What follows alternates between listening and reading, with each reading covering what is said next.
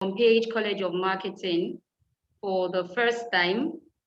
Simon Page College of Marketing is a training institution with study centers in Nigeria, Ghana, and Kenya at the moment. We offer globally recognized qualifications from the Chartered Institute of Marketing UK, the Chartered Institute of Public Relations UK, and the Digital Marketing Institute Ireland. Now, moving on to why we are here today. As we all know, today is International Women's Day, and the theme for this year's event is Choose to Challenge. Our guest speaker, Efe Obiomah, will be speaking on this theme. Efe Obiomah is a PR expert with 19 years work experience. She's an alumna of Simon Page College of Marketing. She's a member of the Chartered Institute of Marketing UK, a member of the Chartered Institute of Public Relations UK. She's also a member of the faculty of the CIPR, the Chartered Institute of Public Relations faculty at Simon Page. Let's make welcome Efe Obiomah. Thank you. I'm really thankful for the opportunity, Simon Page, to do this. And thank you to everyone who signed up. I recognize that it's a Monday and you're busy, so for you to make out time would have been really difficult. So I'll just jump right straight into the webinar. But before we begin, just to share a few house rules. Please ensure that your mic is on mute. Do turn off your video, please. If you have a question, drop it in the chat box. They will be answered. And ensure that you have joined with your first name and last name. If you haven't done that, you can quickly edit that by clicking on participants, and there you'll be able to change your name. And then also note that this session is being recorded, please. I thought to start with my video on so that you can see my face for those who do not know me personally and haven't met me. However, I will also stop my video now that you have seen me. So I'd like to begin first by talking about the PR industry. Globally, the PR industry has about 60% females as practitioners and 40% men. If you look at the statistics from the US, from the UK, and even Finland, very similar statistics. As a matter of fact, we have 89.2% female practitioners from Finland as of 2013. So this looks like good news and something to be celebrated, especially since International Women's Day is about celebrating the achievement of women and championing gender parity. So that's a good statistic on the surface. However, when you dig deeper, you would find that whilst there are more women who practice public relations globally, in a lot of the countries I mentioned, the top positions are held by men. Now, coming back home here in Nigeria, we really haven't got much statistics that we can rely on. However, if you're familiar with the industry and you know lots of heads of corporate comms, PR managers in Nigeria, you will agree with me that in the banks, the multinationals, large corporations, the top positions are held by women. However, if you consider the PR consultancies or agencies, if you choose to call them that, you would realize that most of the heads of such agencies or consultancies are men. Most of the PR companies we have in Nigeria are owned by men. So again, it means that there's work to be done in that area locally as well. Now, the question is, why is PR a female dominated industry? We really haven't got statistics to answer that question. However, some assumptions have been made. For instance, they say, well, women are sensitive, they're more sensitive than men. And because public relations involves a lot of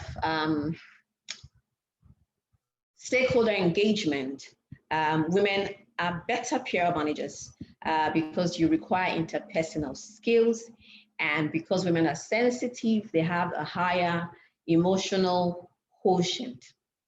Well, that seems like a good point, a plus for women. There are also assumptions that women are better at multitasking.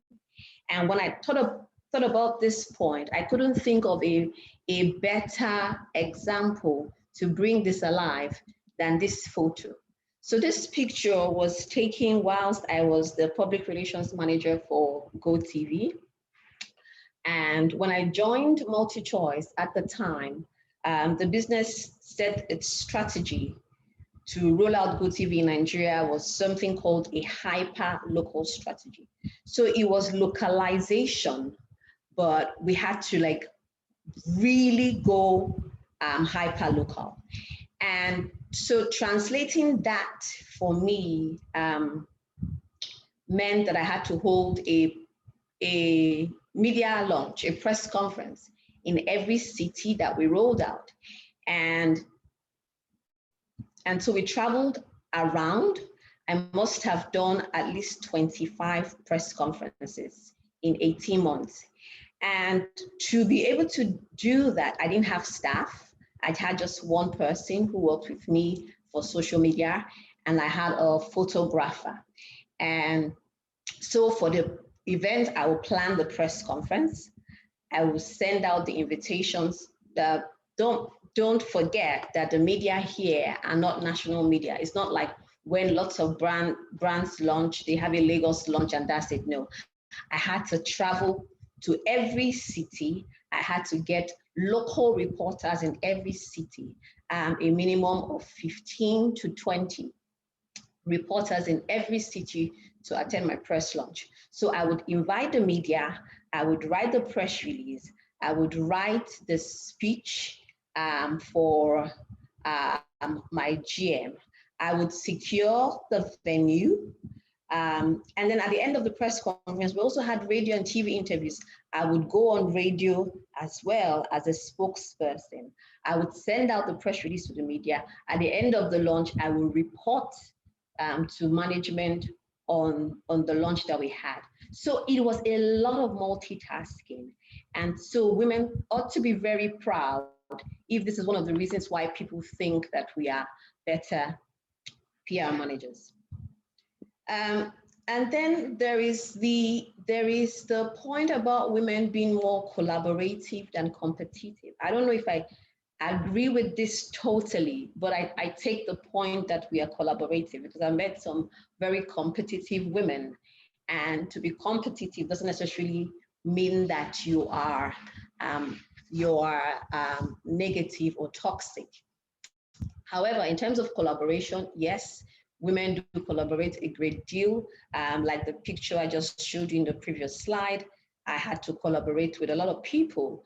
I had to collaborate with the admin department, for instance, because we had partner hotels that we worked with.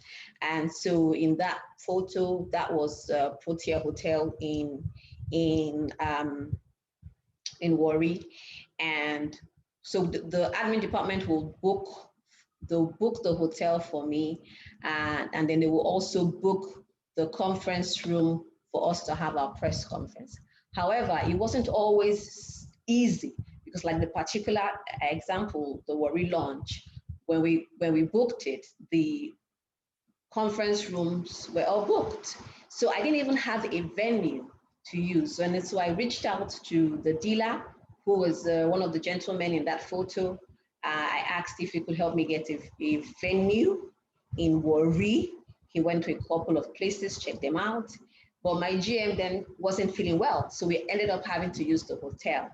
And it's amazing how nice I looked in that photo and how well the event panned out. Because at the end of the day, what we used was the poolside of the hotel to make that event work.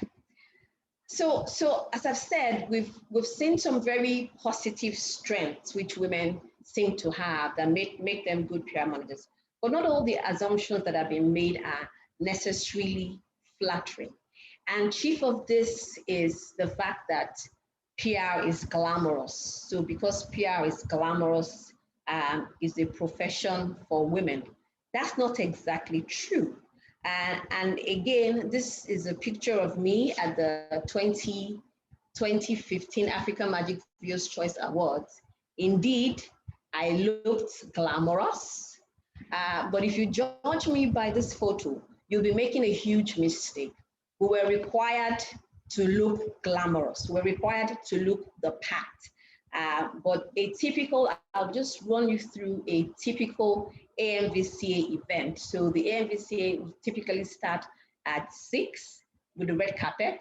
So you dress up, so that's me, Eco Hotel, my room. I quickly take my picture, run downstairs in my nice dress and high heels, and you're standing at the entrance to welcome your executive management. Because the red carpet has got photographers and videographers all over the place.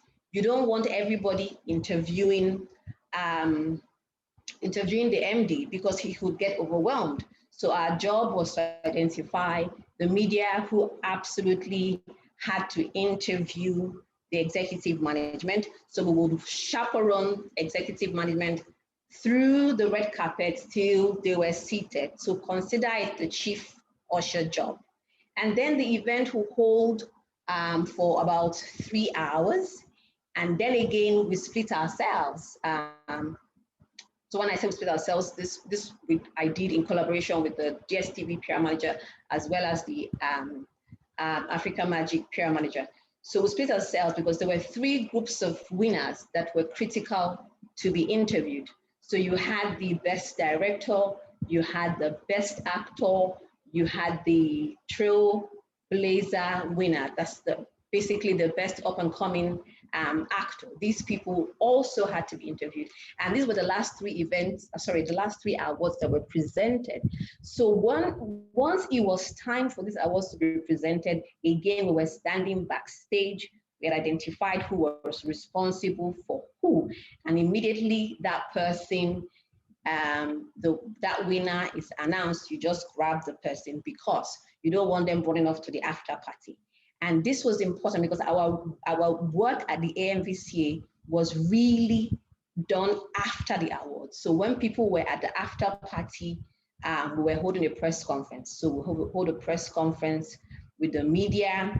Afterwards, we go and download our pictures, the pictures that are going to platforms like Bella Niger will go, those that are going to the national dailies would go, we'll send out the press releases. So we worked till about midnight. And so whilst if you see this picture on Instagram, you say, oh, wow, PR is such a glamorous job. I'd like to be a PR woman, but it's not just all play. And so there's the assumption that PR is not demanding, so it's a safe bet for women. But as I've said, it's not necessarily true. You don't become a recognized PR practitioner because you're pretty or because you're glamorous. You become recognized because you can put in the hours and you can do the work. People also say, well, you don't have a lot of men in PR because PR is difficult to measure. Men prefer to be in fields like marketing where they can directly trace their output to sales and profitability. Well, I'm going to talk about measurement when I share another case study down the line. So because of all of these assumptions that people make, there are unreasonable expectations from women. For instance, oh, women in PR must always smile. They have to be people pleasers. And I think that that is stereotyping, because when a man is firm, he's considered, what's the word now? He's considered principled. But a woman who is firm, she's considered unfriendly or unapproachable. People even begin to say, oh, why is she even the PR manager? She's so unfriendly. So we need to challenge these stereotypes, because PR, as I said, is about a lot of long hours and sacrificing a lot of sleep. So I'm going to share another personal experience I had. These photos were taken in 2018 whilst I was the head of PR for Kwesi in Nigeria. I got an email, I think it was on a Monday or Tuesday, saying that Mikel Obi was going to be the face of our World Cup campaign, and the business wanted to know how we were going to make the announcement. So I said I would take a few journalists to Port Harcourt to make the announcement. The point to note was that Mikel was coming with the Super Eagles to Nigeria. They would be in camp in Uyo, and then they would be in Port Harcourt, and I think it was on the Thursday, to play a friendly on Friday. So whatever I had to do had to be done that Thursday, because after the friendly, I won't have access to Mikel. So we went to Port Harcourt. So everybody in the photo to my right, I believe that's your left, the photo with the backdrop, they're all my colleagues. The gentleman in glasses was our head of marketing. The other one with the thumbs up was our head of digital. And then the other two ladies were GMs. We had two business units that I managed publicity for. And so we all flew to Port Harcourt. And my deliverables were: 1, pictures; 2, a hype script in English and Pidgin; 3, the media interviews. So we went to Port Harcourt. They said Super Eagles would arrive in Port Harcourt at 5. We waited, and a few minutes to 5, we went to the hotel where the Super Eagles were supposed to stay, and then the long wait began. They didn't arrive until I think maybe about 6:30, whether there was an accident on the way from Uyo to Port Harcourt or something. Anybody came late. And then when it came, the coach said they must eat first and go and rest. So they all ate. After eating, I said, okay, can we start now? Mikel said, no, today's Champions League final. He has to watch Champions League final first. So we said, okay. He went to his room to watch. So the rest of us, with our 2 journalists from This Day and Business Day, we went to the bar to watch Champions League. So if you're familiar with football, if you watch football, you will know that by the time Champions League ends, it is past 10. So essentially, my work started at past 10 at night. And I must add here that whilst I work with a lot of celebrities, Mikel was one of the coolest, simplest celebrities I've ever had to work with. Indeed, immediately after Champions League, he came downstairs and he was like, okay, I'm ready now, I'm well rested, let us begin. And so we started. First, we took our pictures, that wasn't the problem. And then let us record, we started recording. He recorded the English hype, it was fantastic. Let's do the one for Pidgin. And I realized that Mikel couldn't speak Pidgin because it was the same script, and the assumption was that he would just translate it to Pidgin. But he couldn't speak Pidgin. So I had to sit down, translate the script to Pidgin, and after doing that, we started recording. Because his Pidgin wasn't fluent, of course it wasn't one take. We had to do several takes before we eventually finished. Cut a long story short, by this time I was cold. The blue jumper you see me wearing in the other photo, I borrowed it from one of the men there. I don't even remember who. I don't remember who. I didn't even care at that point because I was really cold. The room was cold because Mika couldn't handle heat, and I don't do well with cold. And so at the end of the day, by the time we were done, I believe it was perhaps almost 1 a.m. But at the end of the day, when you wake up and you see the stories, it's very fulfilling. And you might not understand the gravity of the coverage I got. Business Day at the time launched this special supplement focusing on the World Cup. And for me to be the cover story, that was huge because all I did was to sign a brand ambassador. But you had ITO who had given the Super Eagles or NFF 500 million naira at the time. You had Coca-Cola, who was the official World Cup sponsor and FIFA global partner. Yet, if you look at the coverage, you see my Kwesi's story at the top before you have ITO and Coca-Cola and the others. And then when you open the inside front cover, you see my story very prominent. So PR is hard work. The other work I did that I'm extremely proud of at Kwesi, which also shows you that it's not about just being able to smile, but about the amount of time we put into the work and sacrifice we make, is announcing or introducing Anthony Joshua to Nigerians. Let me put it that way. So when I joined Kwesi, again, there was the issue of developing my strategy. What do we have versus what don't we have? We did not have the Premier League, all of the matches. We just had one match per Saturday. And the big question I asked was, so what do we have that DSTV doesn't have? And what can we leverage? And I was told that we've got boxing. And I was like, great. I had done GoTV boxing at least 10 editions. I said, boxing, I can sell very well. And so I began to research boxing content. And then I was told that we have Matchroom boxing. And who is Matchroom? I didn't know who Matchroom was. I was familiar with,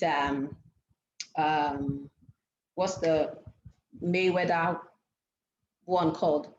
Fly Time? I can't remember at the moment. So anyway, DSTV shows boxing sparingly, only when Floyd Mayweather has a fight. And when I researched Matchroom, I realized that the star of Matchroom boxing was Anthony Joshua. He was 28 at the time, which meant that he had at least 10 years before retirement. A Nigerian British who was very proud, or who is proud of his Nigerian heritage, who went to Mayflower, Ikene briefly, who speaks a little bit of Yoruba, who eats pounded yam and eba. And I was like, this is content. So my strategy was simple. I was going to just promote the Nigerianness of this boxer, because I know that Nigerians will celebrate anything Nigeria. We love Nigerians in the diaspora, even if they were not born here, they didn't school here. So that was my strategy. And so 10 days after we launched, the marketing team said they were going to hold, Joshua had a fight, right? And they said they were going to have a live screening event. They would have a live screening event in Lagos at Hard Rock Cafe, and then in Shagamu, Joshua's town. But there was no plan for PR. And so when I heard, I was like, I've got to go to Shagamu. And everybody was like, well, why do you want to stress yourself? We're going to be screening at Hard Rock Cafe. I said, no, my content is not at Hard Rock. My content is in Shagamu. My strategy is to promote a Nigerian British boxer who is the world heavyweight title holder of the so I had to go to Shagamu. And so again, I called a few journalists, most of them hadn't heard about Anthony Joshua. and went to Shagamu. When we got to Shagamu, the screening was going to hold in a hall named after Joshua's grandfather, Baba Josh Memorial Hall. So I took my journalists, we went to the hall, we looked at the place, they saw that it was clearly named after his grandfather, and they were like, do I know how to get to his ancestral home? I said, well, I don't know, but we'll find out. Get in the bus. We all got in the bus. We drove to Joshua's ancestral home, and we saw his Baba Josh's house in Shagamu. And that was really all that my journalists needed to give me the fantastic coverage that I got. Again, so this fight, if you're familiar with boxing, Joshua normally would do his ring walk at about 10 p.m. So that's essentially when the fight starts. So by the time we were done with this. Again, it was about midnight. But when I woke up and I saw the stories, it was so overwhelming. The picture that says Joshua's Genius Lights Up Shagamu was published in The Nation, and it was again the inside front cover. So I had like 1.5 pages dedicated to the screen we had in Shagamu. If I was in Hard Rock Cafe, I would not have received this coverage, because if you look at the pictures from Paul's, the hall was full and overflowing. And then if you look at the other photo of the man being interviewed, the energy with which he was talking, the excitement, was saying, yes, Joshua, he's our son, our son. You know, all of those things made the story. And the biggest win for me came 6 months after, when the commissioner for, I'm not sure what it was, in Ogun State, went to Cardiff to watch Joshua's next fight and took a picture. By then, my work had been done. And so today, everybody knows, not everybody, but people who follow sport in Nigeria know Anthony Joshua. So essentially, PR is not about writing press releases. It's about strategy, knowing where your story is. It's about walking around the clock, not necessarily having a pretty face or knowing how to smile, but knowing what to do, especially in today's digital world, where news can spread really quickly, and you could either use that to your benefit or it could be to your detriment. So the PR woman is sensitive, yes. She's a multitasker, yes. She's collaborative, yes. But she's also a strategist. She's knowledgeable. She follows trends. What's the latest in the industry? What's going on? I've been doing this now for over a decade, but I'm always reading. Last week, I downloaded the latest professional practice review on measurement and evaluation from the CIPR. It's a 40-page document, but I downloaded and I read it. So you've got to follow trends and know what's going on in the industry. You've got to be hardworking. People need to be able to rely on you. After I had that success with the Joshua event, remember I said it was 10 days after our launch, the people who did not know me in the group, they began to respect my opinion a lot. And so what they would just do is, oh, we have XYZ happening. Efe, what are you going to do with it? Pretty much the same way they asked me, what will you do with Mikel Obi when we had the discovered that Nigerians were going to be at the Winter Olympics? They asked me, what will you do about it? So you've got to be reliable. People need to be able to trust you to deliver. Then you've got to be someone who also takes feedback, and you're constantly improving. You have to be ready to serve. As I said, in some events, you've got to be the chief usher. I've been at an event before. I was there just to manage the publicity for the event, but things went bad. We all had to begin to serve because our guest were not eating, and the chairman and his friends were all there. So you have to serve, especially in a Nigerian context where your stakeholders, I mean, people don't eat at an event. I don't know if it will be an issue abroad, but in Nigeria, if the chairman's friends don't eat, that's a big deal. And then you have to be flexible, but you must be known to deliver results. And what will happen though, if you do not challenge, I think that I mixed up my slides. If you don't challenge stereotypes or you do not deliver results, well, you become a statistic. And this is an important point because I have seen lots of people who are invited to meetings because, well, they are pretty, they can smile, but I'm not that person. I earn my seat at the table.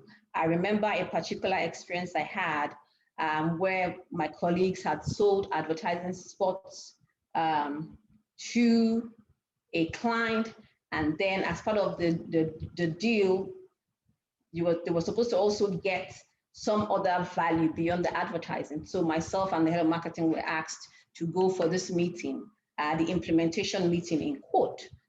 And when we got there, the guy was angry. Well, he wasn't angry initially, he was confirming the things he had been sold. And my colleague said, no, you're not gonna get all of these things. Who told you this? And then he became really angry and rude. And by the time his boss also joined the meeting from Kenya, she said, this is what we were promised. And we were like, that's not what you're gonna get. And I do not know what my colleague said, but the next comment this gentleman made was that, oh, you think that you can pacify me by bringing a woman to the meeting. He was angry, so I kept my cool. He was well within his rights to be angry, but I was quiet, I kept calm. And when the meeting ended, as I picked up my handbag, I said to him, just so you know, I did not take your statement lightly. And he said, what? And I said, well, you assumed that I was here to pacify you. I'm not that person. And immediately he stood up and he apologized and apologized until we got to the car park. I did not say a word. And when the car drove up in front of me, I said, it's all right, you're excused. And I got into the car. So you must challenge the stereotypes. People should not assume that you're just there to make up the number. However, the good news is that you've got lots of PR women at the top. And so there's an opportunity for you to rise to the top. But how do you get to the top? I'm gonna share my story. Perhaps you pick one or 2 points. So I did not study public relations in university. As a matter of fact, when I was in SS1, I wanted to be, and I told my mother I wanted to be an architect. Tiny me, I'm 5'3", so you can imagine me in SS1, tiny. My mother indulged me, of course, bought me my T-square and my drawing paper. So I was taking technical drawing, and I think someone said I had to also take further maths. So I had further maths as an elective. But the thing about me and maths, that I struggled with my maths from when I was in junior secondary school. So it didn't make sense. So I continued to struggle. My mother got a private teacher. He was, as a matter of fact, he was a lecturer from Uniben. I did not improve. When I saw that the thing was too hard, I told my mother, okay, I'm not going to be an architect anymore. I now want to study estate management. My mother said, okay. The thing is that, I don't know about now, but back in the day, JAM, they would produce brochures and you could buy the brochures and you could study the courses to make your choice. And then I have an elder sister, so there was already JAM brochure at home. So I said estate, and my mother said, okay, just read and pass. So I stopped technical drawing and further maths. And then my maths began to improve. And then one day my sister's friend came and he said, you should be a journalist. He was like, you can talk for, you can talk for Nigeria. I was like, journalism, okay, JAMB brochure, what do I need? I went and checked. Oh, blah, blah, blah. He said, I think you need to do, drop one of the courses you intend to take for JAMB and just add literature. I said, but I'm not doing literature at the moment. My mom also had a policy of before you get to SS3, you must write WAEC. Just try your hands at it. So I told my mother, okay, for my external WAEC, I want to do literature because now I'm thinking journalism. My mother said, okay. So I went, I did my WAEC in SS2. I did make 4 A's, including literature, but I failed English. So I said, wow, journalism is not looking like it's going to work. My mother said, okay.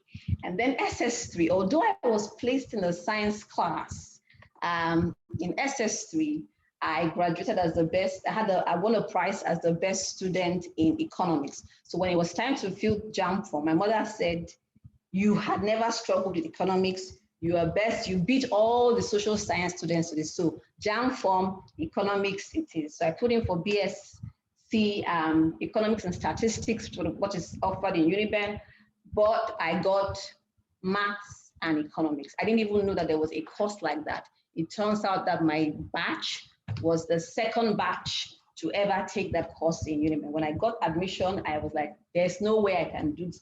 My mother said, once upon a time, you used to fail maths, but by the time you did your WAEC, you eventually came out with an A. You can do it. So I went off to Uniben, did maths and economics, struggled. I made it 2-2.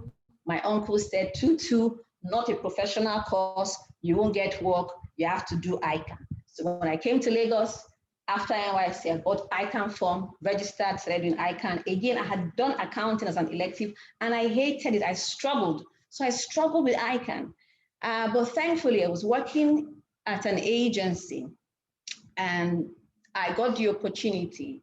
After a few years with a very difficult boss, I was voted Staff of the Year, and my prize was a trip to the UK to do any training of my choice. Now I knew I had a bargaining chip, so I went to the MD and I said to him, you know what, I've done this finance work for 3 years. I don't like it. I'm not passing ICANN. I want to join the client service team. And when I go to London, I don't want to go for a finance training. I want to go to the CIM. And he said, okay. I applied for my training. I didn't get a visa, so I ended up going to South Africa. And that was how my career in brand management started. I did that for 2 years.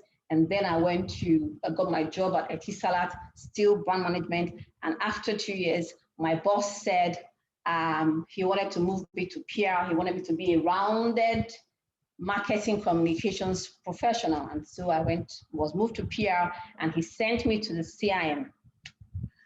And I went to the CIM and that was how my love for everything PR started. I just realized that I'd done PR for about 9 months and I realized that everything we were doing in Nigeria was wrong.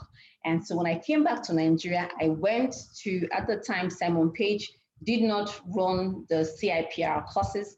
I went to the CIPR partner in Nigeria to say, I want to register. This was in October. And they said, oh, they're already taking the batch for the year. I had to wait the next. I said, 1 year, I can't wait. My sister's friend then told me about Simon Page. And I went to Simon Page and I did my CALM diploma.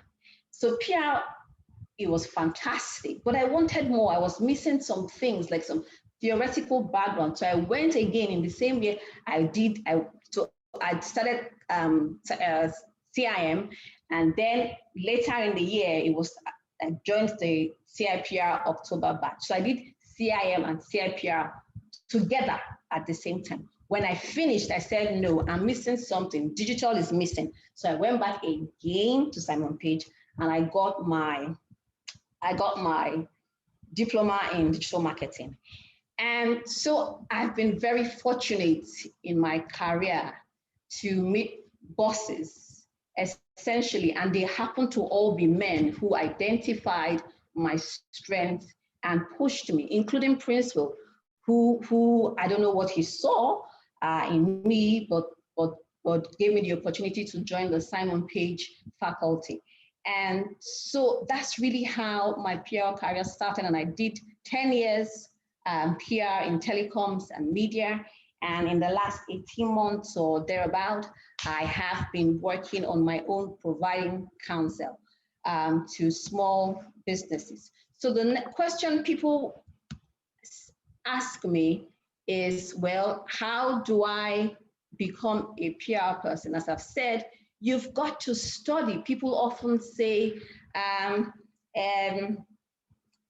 you've got to study. As I said, I took the professional qualifications. Then when you get your qualification, it doesn't end there. You have to keep reading books, attend courses, webinars like this. People say to me, but I can write. Do I really need a professional qualification? Well, my question to you is my answer to you is very simple. It's by one of my favorite marketing people called Rittenberg. He says, would you expect to pick up brain surgery by standing around the casualty department in the University College Hospital? The answer is absolutely no. You're not going to become a surgeon because you've been hanging around and you know how surgery is done. You have to take the qualification. When you do this, it would help you to thrive and excel as a PR woman. And I believe that some of the challenges that I have shared, my personal journey, has inspired you in a few ways. Thank you. I just had to quickly rush through just in case there are any specific questions you would like me to answer. Now will be the time. We've got about 27 minutes, or 17, 17 minutes to go.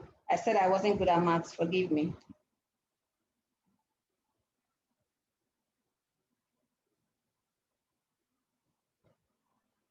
So questions, please.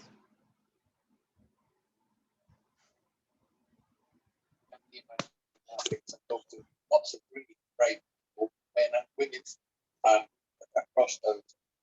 My answer to this bias question changed quite a lot to it. That's the thing. I'm sorry, I can't hear that very clearly.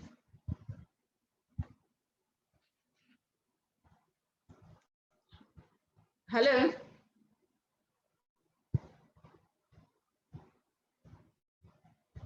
Okay, what are the most challenging situations I have faced and how I was able to resolve them? Well, in terms of career-wise, I think that the issue of relevance and then a PR budget to work with are the two biggest challenges that I've had to face.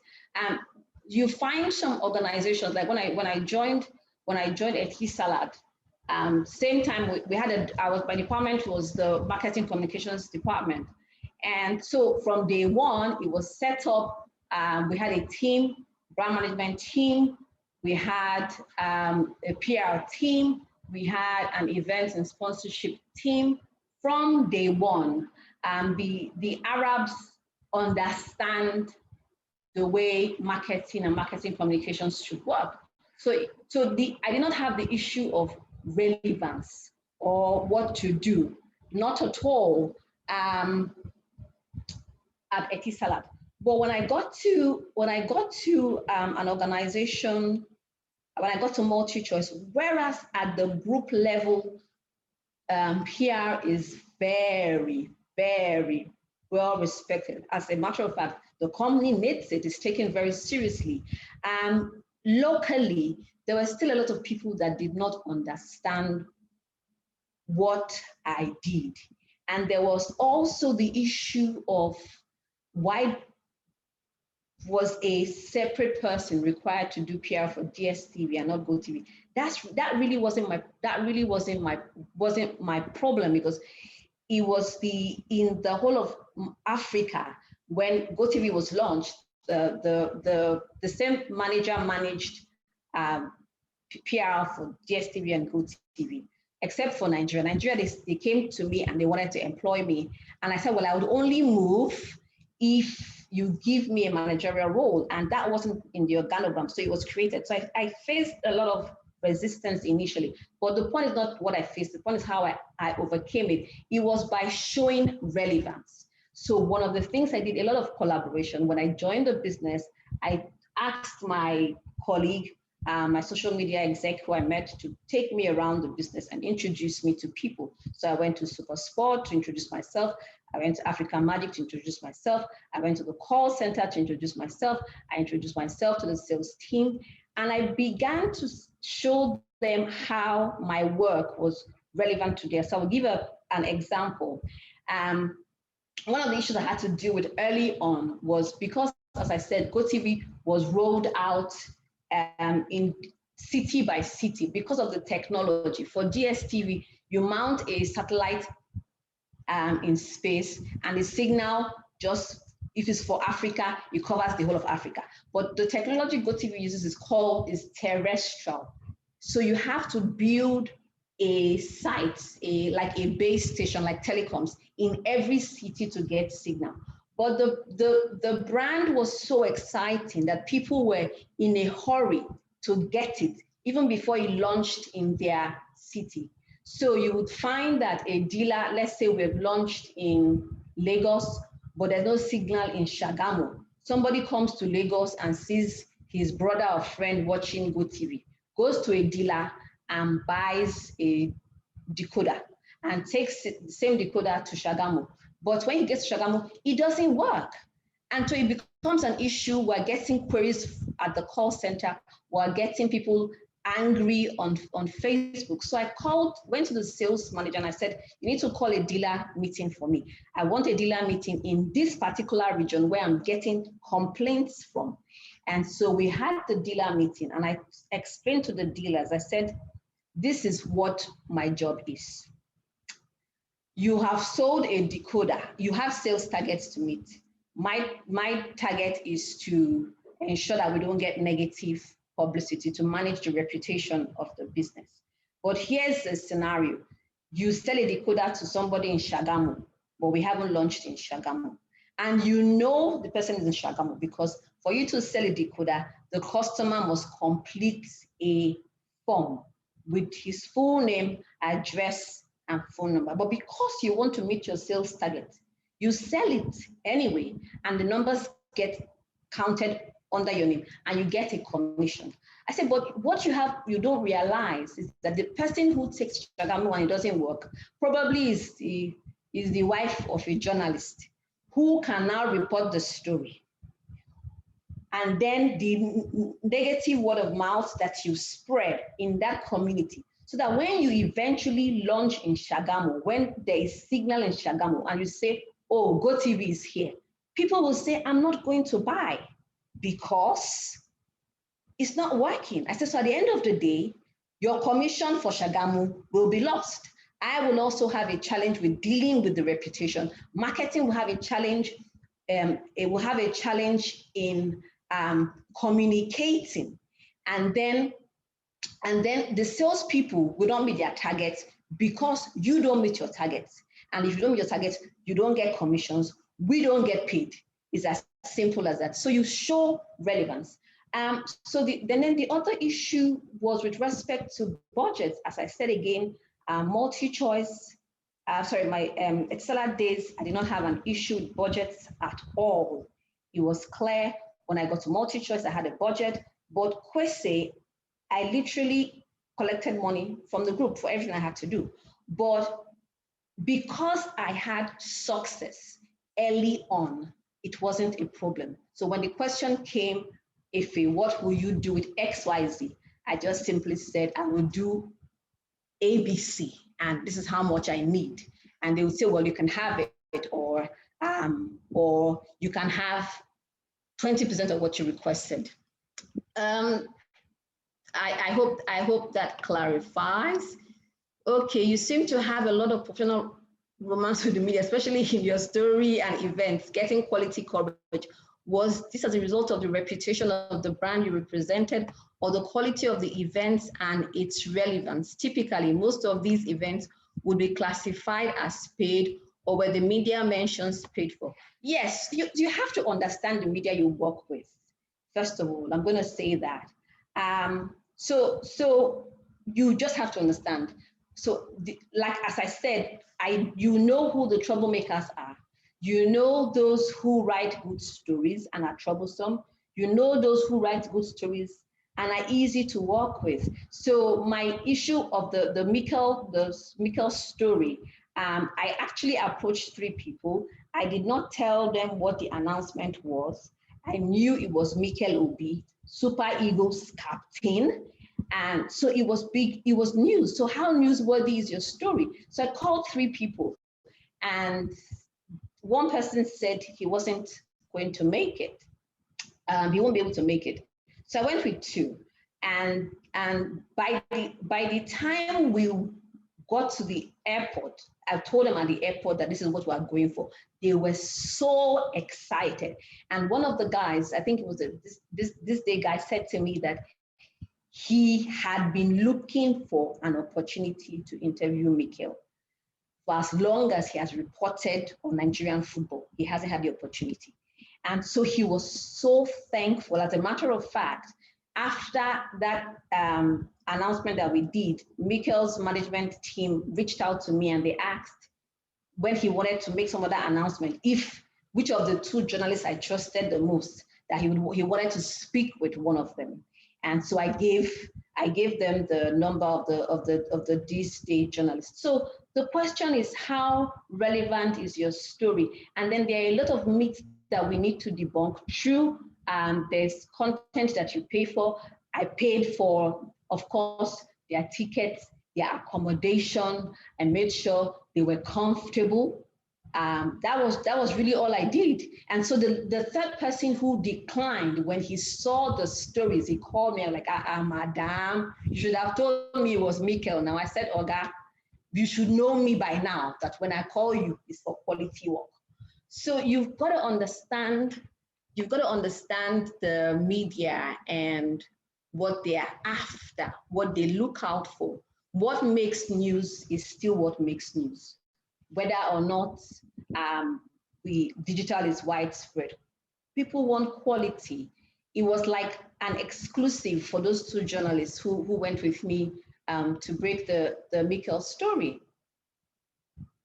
And then it comes with time and respect. I know lots of PR people who also don't want to have a direct one-on-one relationship with the journalists. They think it's trouble. They will bother you. It's true. Sometimes they call me at 9:30 at night, 10 o'clock, I'll say, okay, is it because you know I'm not married? And we'll laugh. And I say, okay, so what do you need? So it's relationship. That's what we do. We've got to build our interpersonal relationship skills. I think I have time for maybe one more question. I've looked at the chat. I don't know if there's anyone that came in before.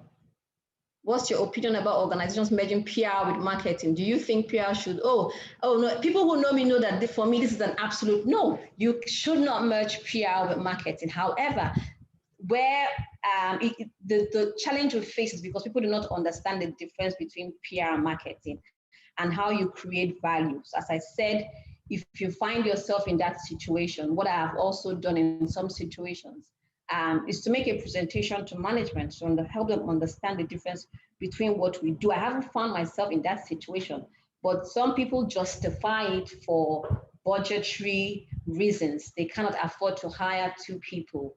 There's no head count. And so they pick to have a marketing person to do marketing and PR. You hardly have a PR person hired to do marketing and PR. Most of the time, they hire a marketing person to do PR marketing. So it is not advisable. I do not advise it because PR and marketing are related, but they are not the same. And the argument that I always use to win this battle is when I say to them that marketing essentially looks after the customer, whereas PR looks after many more stakeholders, right? So we get involved in in community relations, right? We do employee relations or internal communications. So we've got many other stakeholders that we work with on a day-to-day regular basis that that marketing might not have to have any dealings with, right? So marketing is really mainly the customer. It doesn't mean that they don't have interactions with regulatory agencies or things like that. But when we talk about things like public affairs, that's purely a PR-related function. So you explain to them the different stakeholder groups that PR takes care of, and then you show them the relationship with marketing, and help them to see why that's the reason why marketing and PR need to be separated. I hope that answers the question. Don't know if there's any other question that came before I started speaking. Well, because I've talked about the challenges I encountered. Most challenging situations I've faced, I believe I've addressed that as well.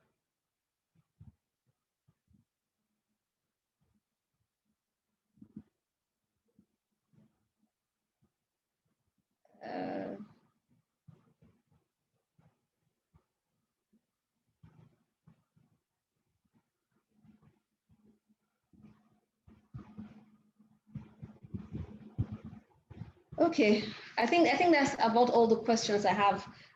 Over to Simon Page, please, for your closing comments or remarks. Thank you very much, Efe. That was a very insightful session. I enjoyed myself, and your ability to help us relate with everything that you've done so far made it look real. I thoroughly enjoyed the session and I have been impacted.